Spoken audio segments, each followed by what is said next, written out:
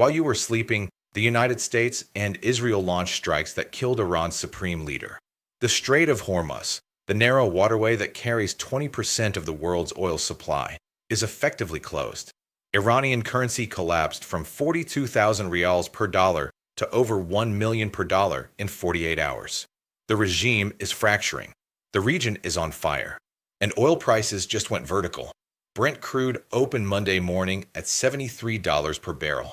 By market close, analysts are projecting it hits $85 to $90. Some are whispering $100 by the end of the week if the strait stays closed.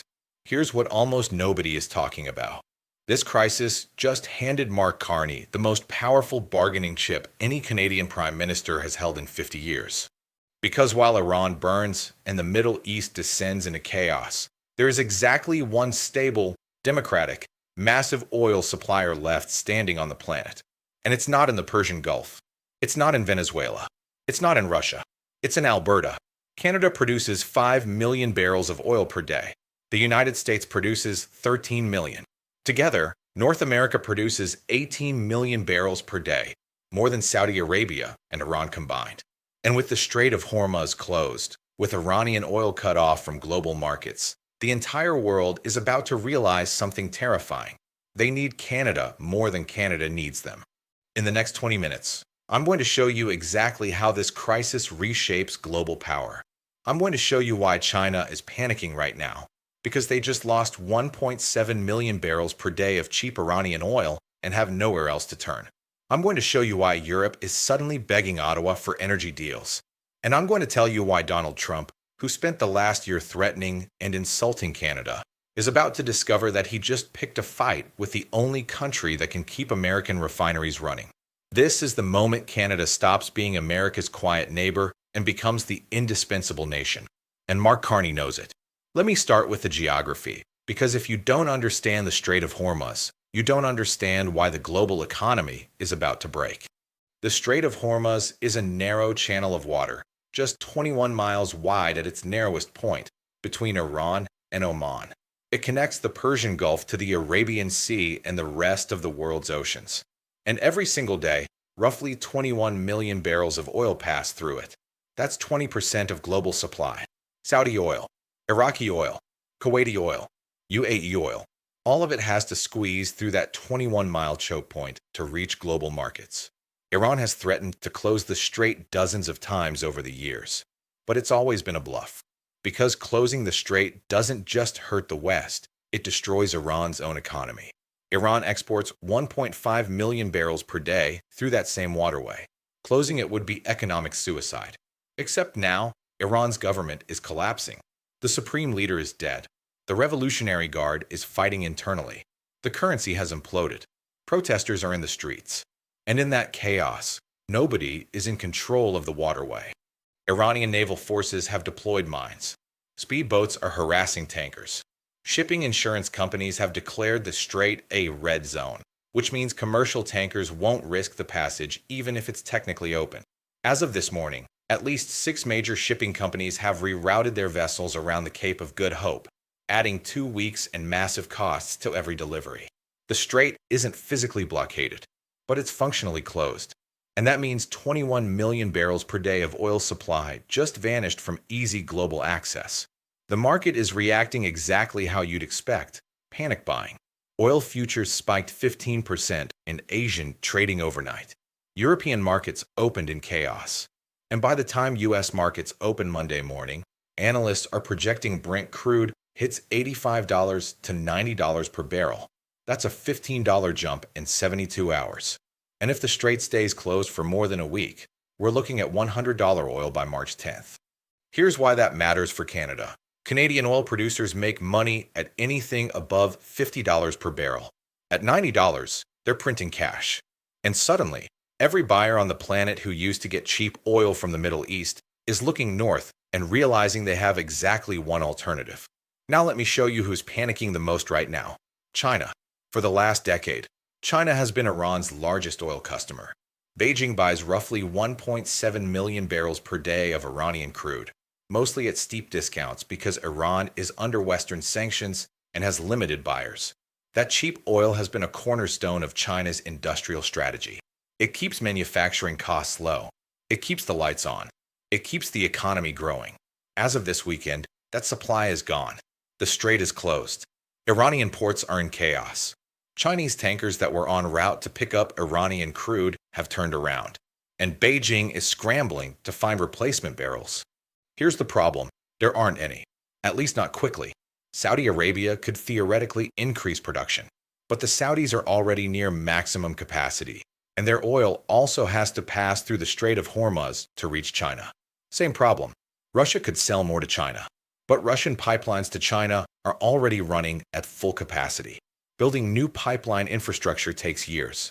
Venezuela has oil, but Venezuelan production has collapsed due to mismanagement and sanctions.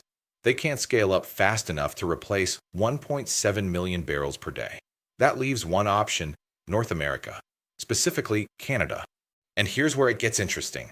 Canada has been in talks with China about oil exports for months. Not because Canada particularly wants to sell to Beijing, but because Mark Carney has been building leverage. He's been creating options. He's been making it clear to the world that Canadian oil doesn't have to flow south to the United States. It can flow west to Asia if the price is right. Those talks were theoretical last week. As of this morning, they're urgent. Chinese officials are reportedly making calls to Ottawa asking about immediate supply increases. They're offering premium prices. They're willing to sign long-term contracts. Carney hasn't said yes yet, but he's not saying no, because he knows something Trump doesn't seem to understand. Leverage is only valuable if you're willing to use it. And right now, Canada has more leverage than it's had in 50 years. China isn't the only one panicking. Europe is in the same boat. The European Union gets about 15% of its oil from the Middle East. That supply just became unreliable overnight. And Europe's alternatives are limited. Russia used to be Europe's backup. But after the Ukraine invasion and the subsequent sanctions and energy wars, Russian oil flows to Europe have collapsed. European countries are trying to wean themselves off Russian energy entirely. Norway produces oil, but not nearly enough to replace Middle Eastern supply. North Sea production is declining, not increasing. That leaves North America. And while the United States produces a lot of oil, most of it stays in North America. U.S. export infrastructure is limited. Canada, on the other hand, has been quietly building export capacity for exactly this scenario. The Trans Mountain Pipeline expansion, which was completed in 2024, tripled Canada's ability to ship oil to the west coast for export to Asia. The Coastal GasLink pipeline, completed in 2024, opened up massive liquefied natural gas export capacity. Canada has been preparing for a moment when the world would need stable, reliable energy from a democratic country. That moment is now. German officials were in Ottawa last month negotiating energy deals. They wanted guarantees that Canadian LNG would flow to Europe if Russian supply got cut off again. At the time, it seemed like a precautionary measure. Today, it looks like foresight. French President Macron called Carney this weekend, not to talk about tariffs or Trump, but to ask about oil and gas supply. He wants Canada to prioritize European buyers if Middle Eastern supply stays disrupted. And the UK, which has historically relied on North Sea oil and Middle Eastern imports, is reportedly preparing to sign a long-term energy agreement with Canada that would guarantee supply in exchange for defense and technology cooperation. This is what energy security looks like in 2026. Countries that used to take oil supply for granted are suddenly realizing they need friends who can actually deliver.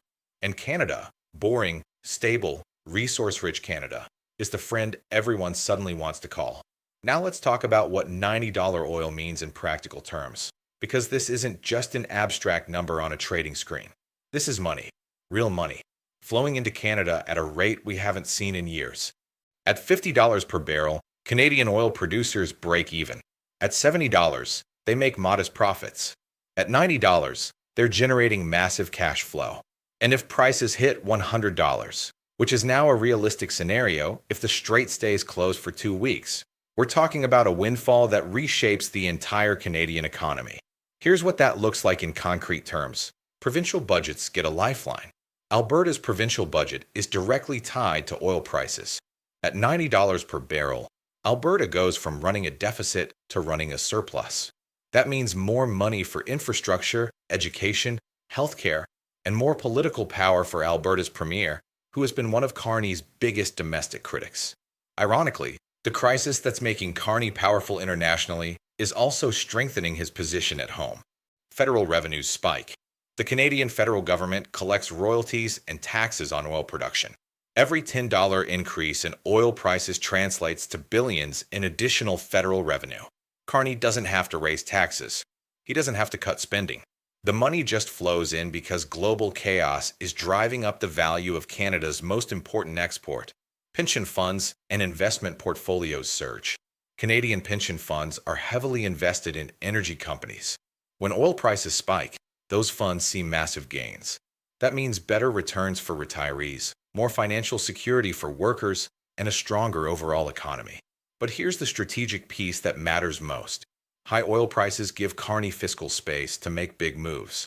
He can afford to increase defense spending without raising taxes. He can afford to subsidize industries hurt by Trump's tariffs. He can afford to offer generous trade deals to Europe and Asia because he's got cash flowing in from energy exports. Trump thought he could economically strangle Canada with tariffs. Instead, a global crisis just handed Carney a blank check. Now here's where this gets darkly ironic. For the last year, Donald Trump has been threatening Canada. He's called Carney weak. He's joked about annexing Canada. He's slapped tariffs on Canadian goods. He's told the world that Canada needs the United States to survive. And now, the United States needs Canadian oil more than ever. Here's the reality.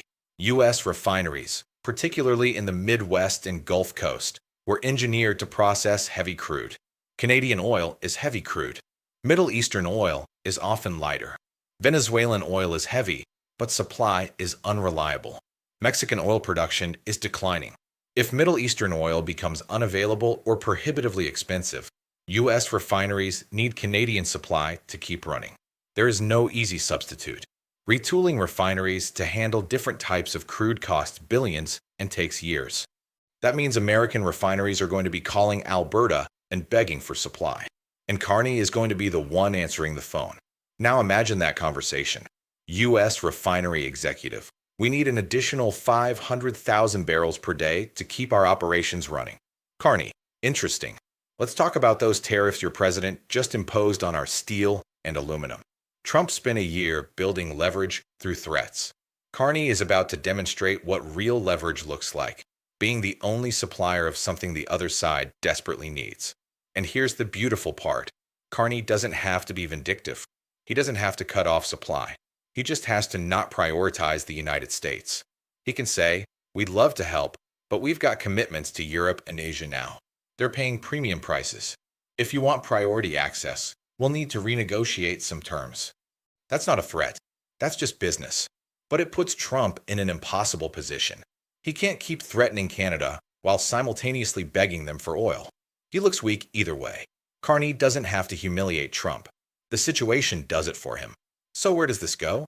How does a global energy crisis reshaping Canadian power actually play out? There are three scenarios, and they depend entirely on how long the Strait of Hormuz stays disrupted. Scenario 1. Short crisis, long memory, 2 to 4 weeks. Iran stabilizes faster than expected. A new government takes control. The strait reopens. Oil prices drop back to $70 to $75. The acute crisis ends. But the memory doesn't. Every country that just scrambled for Canadian oil remembers how reliable Canada was during the emergency. They sign long-term contracts. They build redundancy into their supply chains. They treat Canada as a strategic partner, not just a commodity supplier. Canada's energy sector sees a permanent upgrade in its global standing.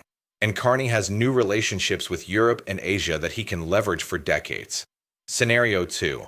Extended crisis, permanent realignment, 2 to 6 months. The strait stays closed or unstable for months. Oil prices stay above $85. The global economy starts adapting to a world where Middle Eastern oil is unreliable. In this scenario, Canada becomes the de facto energy anchor for the democratic world. Europe signs 10-year supply agreements. Japan and South Korea lock in Canadian LNG.